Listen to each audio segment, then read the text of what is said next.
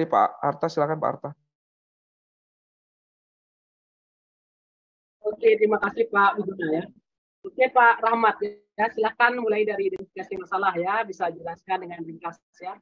Bapak bisa juga sambil share screen ya.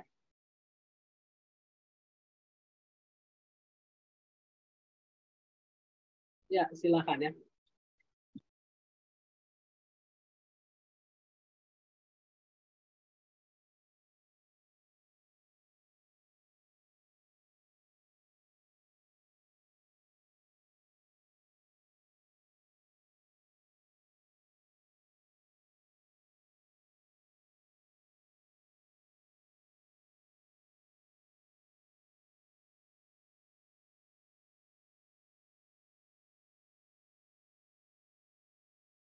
Oh ya, silakan Pak.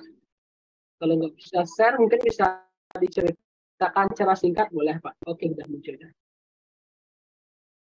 Ya, sudah silakan ya.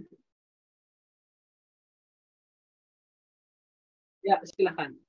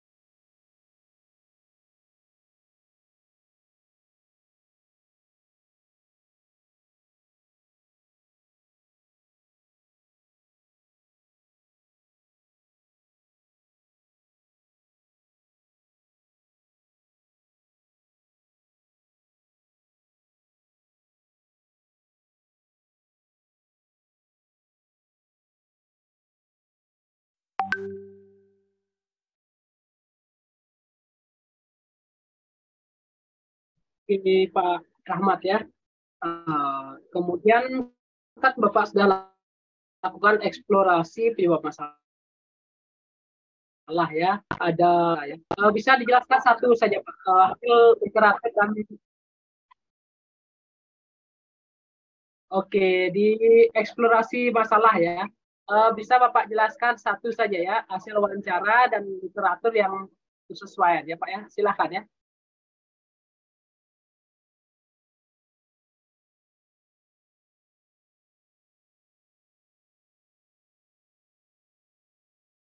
Ya, silakan Pak.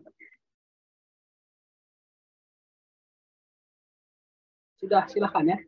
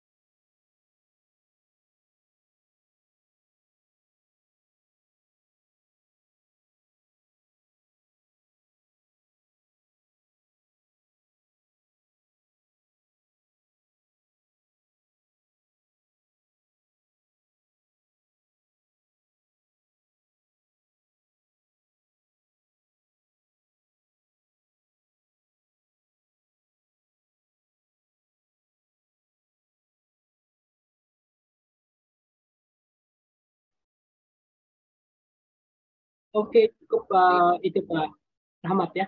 Kemudian dua masalah yang Bapak mau selesaikan apa Pak?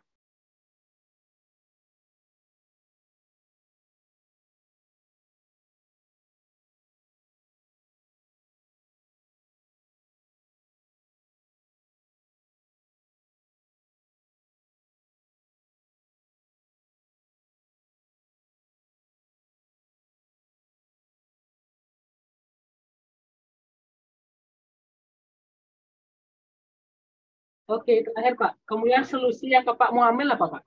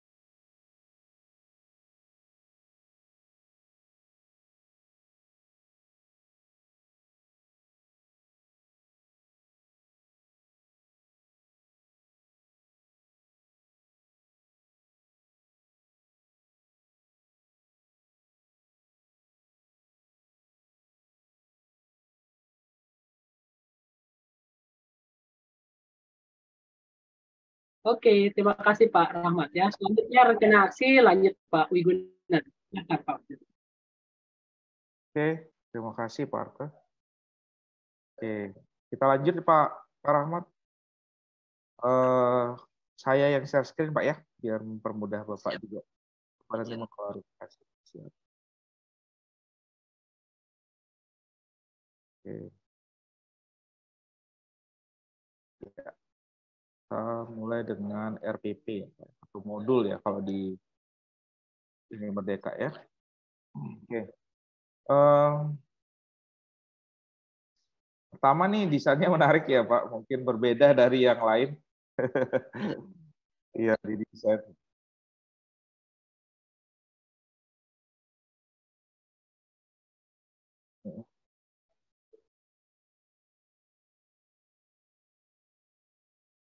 Siap, maaf.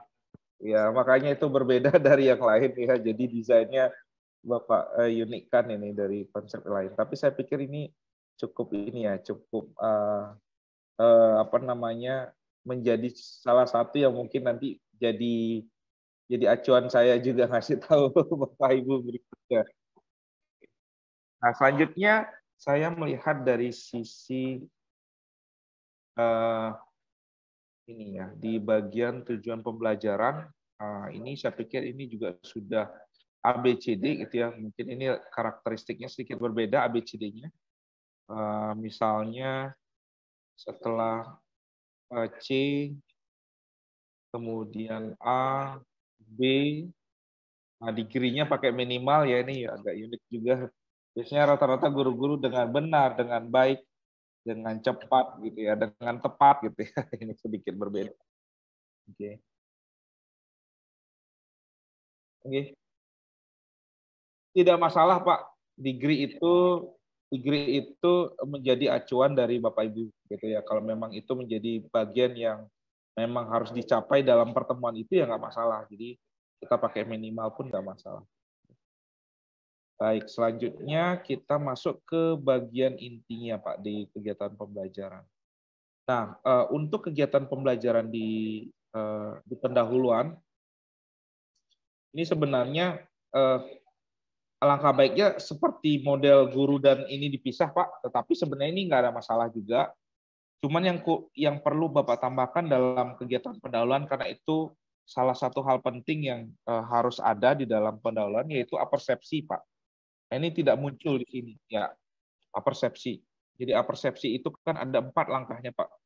Mulai dari memastikan anak-anak pada kondisi alfa gitu ya. relax tapi waspada gitu. Kemudian ada warmernya, ada pre-teach-nya, terus terakhir sampai sense-nya. Itu yang nanti Bapak kondisikan di dalam persepsi, Pak.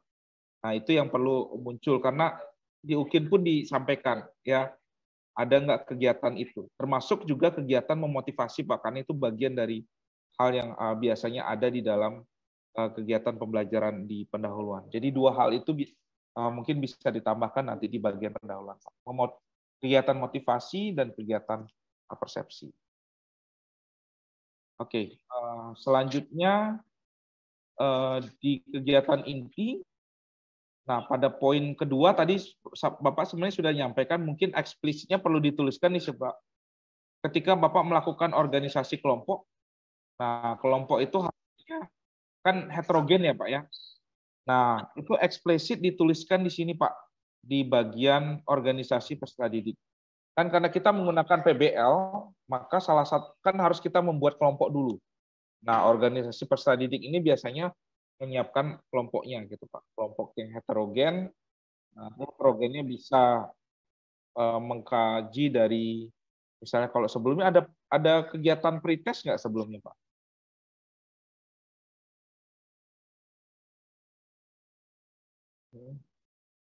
Ya.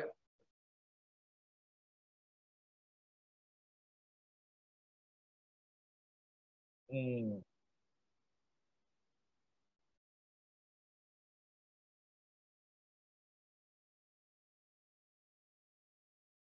banyak gitu.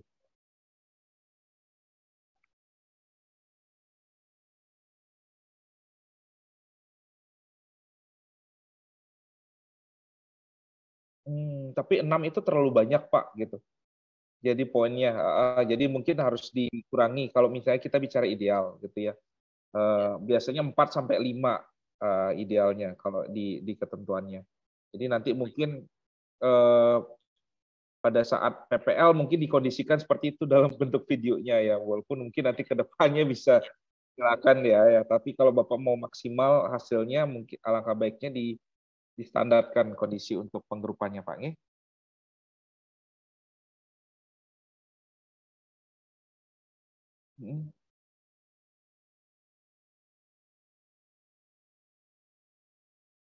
Iya benar, Pak. Jadi idealnya 4.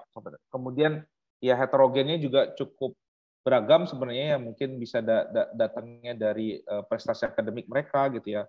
Kemudian dibalut dengan gender gitu ya. Nah, itu juga bisa menjadi membuat apa namanya kelompok yang mereka bisa lebih variatif. Apalagi kalau misalnya di awal pembelajaran, kalau misalnya BP melakukan apa namanya survei terkait dengan gaya gaya belajar, Pak. Itu juga salah satu karena kan oh ya, karena pembelajaran diferensiasi kan sekarang sudah dicanangkan ya, Pak. Kita nggak bisa memaksa siswa yang gaya misalnya kinestetik mereka, tetapi kita paksa dengan visual gitu ya, paksa dengan auditori, kan nggak bisa seperti itu sekarang. Jadi kita harus lebih lebih fleksibel. Makanya di sumber belajarnya yang kita bisa variasikan gitu ya, medianya bisa kita variasikan. Mereka senangnya belajar dengan menggunakan apa? Dengan menggunakan video kasih YouTube, dengan menggunakan ini apa visual Pak kasih PowerPoint dan sebagainya gitu. Oke, itu Pak. Nah, jadi di organisasi itu perlu ditambahkan kelompok nanti ya. Ya, benar. Oke, selanjutnya, nah ini kalau kita bicara poin maksimum ya Pak ya. Untuk kembali lagi yang tadi saya sampaikan untuk evaluasi, alangkah baiknya saran saya evaluasi dicoba untuk melakukan 3 tahap Pak gitu. Di awal, di tengah-tengah, dan di akhir Pak. Karena di UKIN itu skor untuk dapat 10 harus ada 3 evaluasi Pak. Kalau hanya 2 itu skornya maksimumnya 8 gitu. Jadi, nah evaluasi itu tidak selalu misalnya dalam bentuk tertulis gitu, nggak selalu Pak. Misalnya pretest itu kita ngasih pertanyaan, kalau misalnya respon siswanya banyak, itu berarti sudah maksimal di poin. Jadi kita bisa ngasih lisan juga pertanyaan gitu, nggak harus tes sih bentuknya. Tetapi diharapkan di awal kita ngasih. Tetapi kalau di pembelajaran kita gitu ya, pembelajaran inovatif saat ini kan kita ngasih ini ya, pertanyaan pematik ya di awal ya. Nah, itu sebenarnya sudah masuk gitu. Cuman sekarang yang perlu dimaksimumkan itu adalah apakah respon siswanya itu banyak atau tidak, apa sedikit. Kalau sedikit skornya jadi kurang gitu. Tapi kalau banyak siswanya yang terlibat dalam menjawab misalnya atau memberikan respon, nah itu bisa maksimum. Nah, itu dilihat dari sisi videonya Pak gitu dilihat. Nah, gitu. Oke. Nah, itu tinggal dimaksimalkan di sana. Baik. Terus yang perlu juga Pak sebagai highlight di kegiatan pembelajaran ini adalah penentuan atau meng-highlight keyword-keyword yang berkaitan dengan 4C, kolaboratif, communication, itu di-highlight Pak, yang mana kegiatan itu ada di dalam pembelajaran, karena itu bagian dari pembelajaran abad 21, sehingga itu di-highlight Pak, mana communications, misalnya mereka mengerjakan LKPD bareng-bareng, kan itu udah ada communication, collaboration, critical thinking, yang mana misalnya kita kasih pertanyaan pematik dijawab sama siswa, itu udah critical thinking gitu. Nah, hal tersebut nanti dimunculkan. Termasuk juga TIPEK Pak sebagai highlight-nya. Jadi Bapak tulis yang mana kira-kira penggunaan TIPEK. Nah, saran saya ketika Bapak menggunakan media, misalnya media apa gitu ya, media classroom, media Canva, media apapun itu yang Bapak gunakan, langsung cantumkan linknya di sini Pak gitu. Nah, di sini nanti Bapak sampaikan kurung TIPEK gitu nanti Bapak tulis. Jadi implementasi TIPEK-nya sudah jalan. Karena di sana juga dijelaskan apakah pembelajaran sudah mengimplementasikan TIPEK dengan baik atau tidak. Nah, itu ada penekanannya di sana sehingga harus di-highlight gitu ya TIPEK-TIPEK yang Bapak gunakan. Kalau di sini kan kita sepertinya nggak kelihatan ya.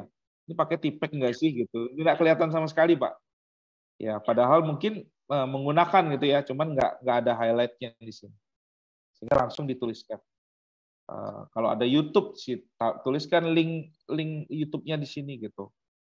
Itu nanti jadi TIPEK-nya di dalamnya Pak, benar langsung Pak. Gitu. Oke, itu kemudian kegiatannya saya pikir sudah oke. Selanjutnya kita masuk ke bahan ajar. Oke. Ya, ini tentang mail merge berarti ya Pak ya di pertemuan ini ya Pak.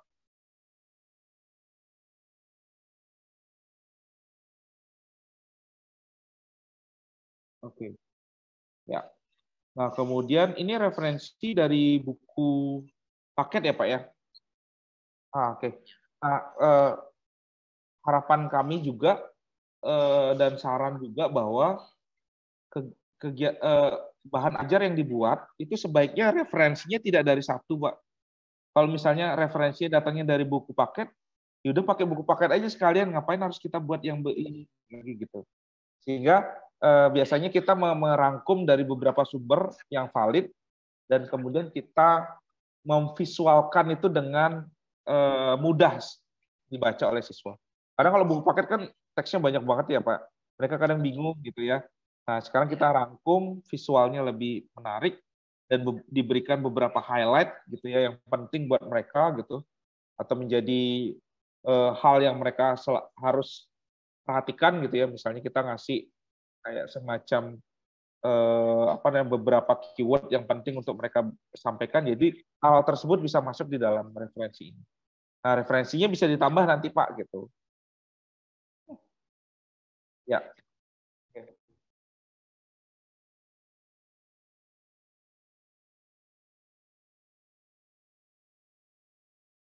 Nah, benar, berarti itu yang kurangnya ya, daftar pustakanya yang perlu ditambahkan Pak G. YHA, sehingga jelas. Nah, bahkan juga ada satu poin yang penting juga, yang mungkin nanti Bapak bisa pikirkan, salah satu poin yang penting yaitu mengambil referensi, gitu ya. Jadi gini kalimatnya Pak, dalam penilaian itu, menggunakan penelitian dalam pembelajaran, Pak. Menggunakan hasil penelitian dalam pembelajaran. Nah, Itu Bapak bisa masukkan di dalam bahan ajar, Bapak bisa masukkan jadi hasil penelitian, atau misalnya Bapak menggunakan media pembelajaran yang mungkin sama persis dengan materi ini gitu ya, dari hasil penelitian. Misalnya mereka membuat media pembelajaran interaktif gitu ya, untuk merge misalnya gitu, mail merge. Nah, silakan itu bisa digunakan sebagai hasil, karena ya itu ada poin Pak. Kalau itu nggak ada penelitian itu skornya langsung 1 Pak, 0. Nggak ada nilai sama sekali. Kalau ada 10 langsung nilainya Pak. Jadi jauh sekali rentangannya. Maka lebih baik ya. Jadi kalau nanti Bapak bisa pikirkan, dan mungkin sama teman-teman yang lain mungkin bisa didiskusikan bahwa ada satu penelitian yang bisa nanti Bapak gunakan dalam pembelajaran ini. Oke, jadi saya pikir ini tambahannya. Selanjutnya di media. Nah, untuk media Pak, saya tidak menyarankan seperti ini yang ditampilkan. Jadi media itu Bapak cukup tampilkan keseluruhan media yang Bapak gunakan. Jadi di list aja Pak, misalnya gini, media pembelajaran, pertemuan 1, misalnya Google Classroom, gitu. Langsung screenshot Google Classroom, link Google Classroom-nya. YouTube, screenshot video YouTube-nya, link YouTube-nya, berapa YouTube yang digunakan. Kemudian misalnya apalagi Bapak gunakan, Canva gitu misalnya. Jadi di Canva-nya yang link Canva-nya, jadi screenshot Canva linknya. Kalau bisa sih nggak PowerPoint ya Pak ya. Mungkin nanti implementasi di lapangan silakan gunakan. Tetapi kalau kita bicara apa namanya untuk ningkatin poin ini, alangkah baiknya tidak PowerPoint, karena itu bagi salah satu penilaian juga nanti di UKIN itu adalah menggunakan teknologi terkini Pak. Gitu. Nah, sehingga itu menjadi catatan. Walaupun nggak ada AR, AI, VR, paling tidak kaya media pembelajaran yang Bapak gunakan gitu. Banyak gitu ya. Jadi Google Classroom kan kekinian juga, Canva kan kekinian juga gitu. Nah, hal-hal tersebut yang bisa menjadi, seandainya kalau nanti dinilai sama pada saat nanti Bapak UKIN, oke lah gitu ya, cukup lah ini ya. Walaupun nggak ada AI, VR sama AR gitu. Karena kan di sana ketentuannya gitu, mengutamakan teknologi itu gitu. Paling tidak kita udah menggunakan tidak hanya PowerPoint. Kalau misalnya Bapak ini yang Bapak tampilkan ini terkesan Bapak menggunakan PowerPoint aja Pak, langsung turun nilainya skor media belajar. Kan media pembelajaran banyak itu Pak, poinnya, scoring poinnya, betul. Sehingga sayang sih kalau hanya ini yang ditampilkan. Sehingga Bapak mending tuliskan listnya saja, yang nanti langsung bisa diakses secara online gitu. Termasuk ini mungkin Bapak upload misalnya ke Google Drive, kan nanti bisa jadi Google Slide misalnya, itu bisa gitu. Nah itu kira-kira Pak ya. Jadi nggak usah satu media ini aja yang di-share, padahal banyak medianya misalnya seperti itu ya. Oke. Ini media apa ini Pak?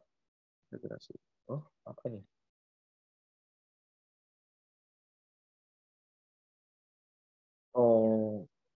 Berarti ini bisa masuk ke bahan Pak, daripada jadikan media. Ini kan bentuknya kayak e-book gitu ya. Ini bisa jadi masuk ke dalam bahan ajar. Oke. Kemudian LKPD. LKPD.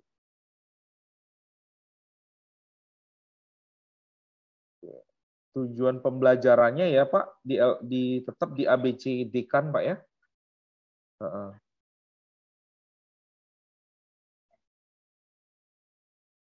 RPP harusnya.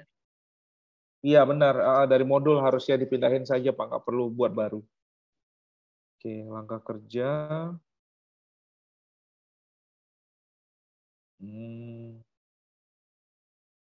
Oke, ini saran saya Pak. Ini kan kita bicara agar LKPD itu terlihat hot ya Pak. Mulailah dengan sebuah studi kasus Pak ya. Studi kasus yang akhirnya nanti ending point-nya mereka harus mengerjakan mail merge ini gitu. Ya, misalnya studi kasusnya, contohnya misal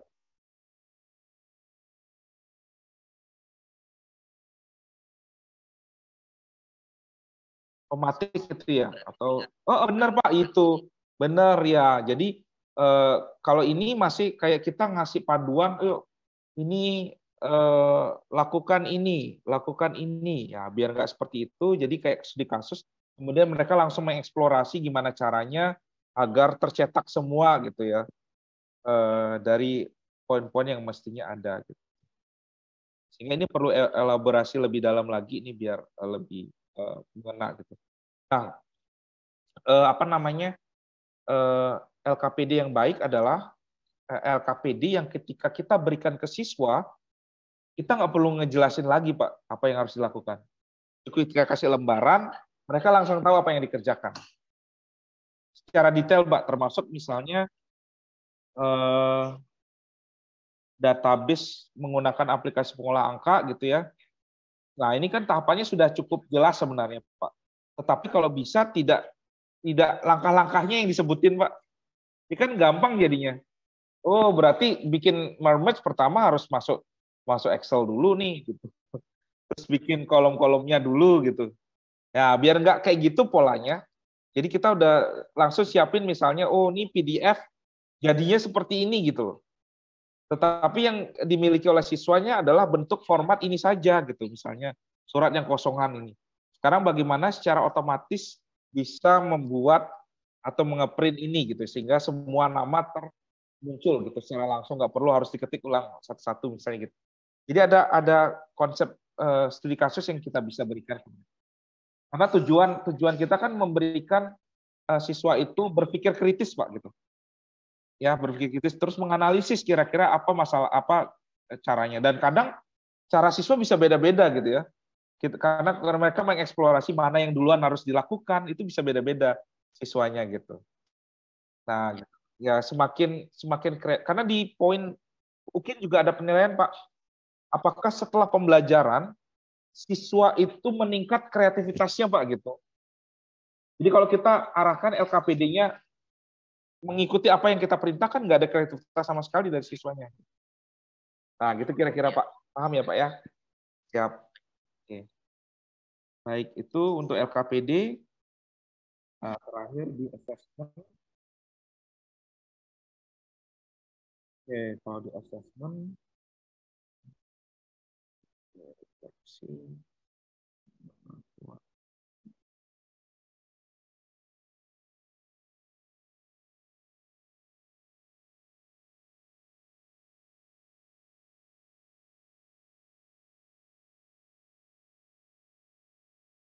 oke.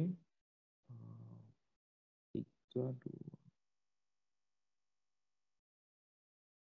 4 tidak sesuai instruksi gitu ya. Tidak sepenuhnya.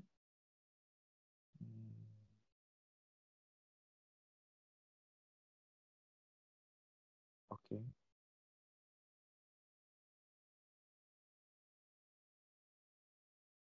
Nah, ini kalau saran saya mungkin cukup ini ya Pak, apa namanya,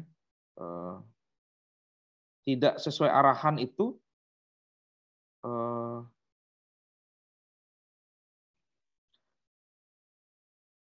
oke. Contohnya misalnya gimana nih Pak, poin saya membuat file dokumen, kalau kita skor 2 berarti yang seperti apa misalnya Pak?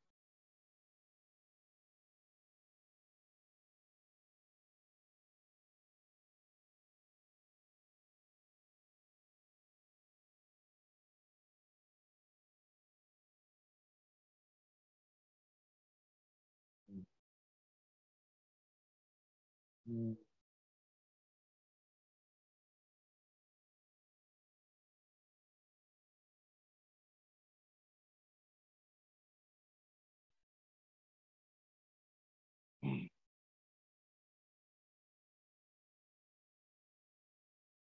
Ah,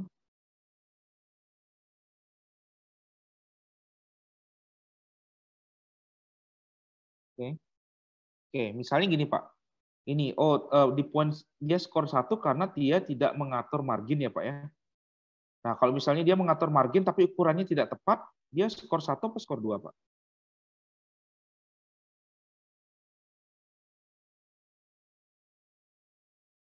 Mengatur margin.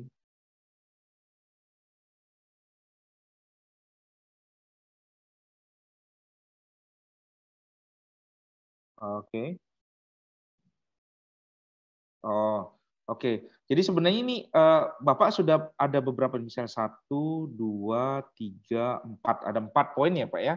Kalau kalau saya biasanya kadang kita kalau misalnya kurang gitu ya, tidak sesuai itu kadang apa namanya ada yang muncul ke subjektifan gitu Pak biasanya. Nah di sini Bapak sudah ada 4 indikator nih untuk membuat file misalnya kayak membuat file, mengatur margin, misalnya ukuran kertas, menyimpan misalnya dengan nama yang sama misalnya gitu ya, nama yang sudah ditentukan gitu.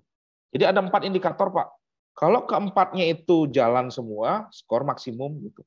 Kalau misalnya salah satu misalnya, ternyata marginnya kurang, maka skornya 3 gitu. Atau marginnya oke, ukurannya kurang, jadi skornya 3 gitu. Nah gitu Pak, itu lebih lebih simpel jadinya menilainya Pak, tinggi. Memang harus benar, tepat, sesuai gitu. Ya, jadi kan itu lebih lebih enak kita tinggal centang-centang aja. Dari 4 ini, semuanya nih ada, skornya 3. Skornya maksimum misalnya gitu.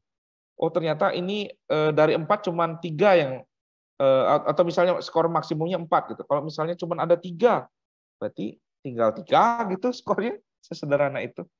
Karena tadi ada yang membingungkan Pak, misalnya dari sisi penilaian eh, apa namanya? eh, ada praktik juga misalnya sangat lengkap gitu, poinnya maksimum. Lengkap poinnya sedikit poin apa namanya? Skala likatnya ke lebih kecil lagi. Nah, sekarang saya tanya, bedanya sangat lengkap sama lengkap apa, Pak? Nah, kan susah ya, Pak. Ya, susah kan? Jadi nanti mereka protes nanti, loh kok saya skornya 3 Pak? Kayaknya sih kan lengkap semua nih, Pak. Ya gitu. Jadi kita mencoba membuat sebuah rubrik penilaian, kalau bahasa saya ke mahasiswa PPG, buatlah rubrik penilaian yang tidak terbantahkan, Pak. Nah, tidak terbantahkan itu artinya eh, walaupun kita berikan rubrik itu ke siswanya, maka skornya itu akan sama dengan apa yang kita berikan. Gitu. Ya, terukur benar Pak, terukur jelas. Sehingga kita ngasih mahasiswa, saya nggak terima nih nilai saya, kasih rubriknya, nah maka dia akan menghasilkan skor yang sama dengan apa yang kita berikan. Nah itu baru rubrik yang tidak terbantahkan Pak. Nah itu biasanya kita suruh. Oke, jadi saya pikir itu Pak untuk ini ya tambahannya ya, mudah-mudahan nanti di PPL ini saya pikir sudah layak untuk lanjut ke PPL. Nah, tinggal nanti dimaksimalkan beberapa poin yang tadi mungkin bisa setelah kita diskusi tadi mungkin bisa disesuaikan sehingga lebih maksimal lagi nanti perangkat pembelajarannya untuk PPL Pak. Oke, itu saja Pak Rahmat. Terima kasih banyak Pak Rahmat. Ya. Oke, Bapak bisa live Pak. Silakan. Ya, silakan Ya, bisa Bapak bisa lihat. langsung. Oke, sama-sama.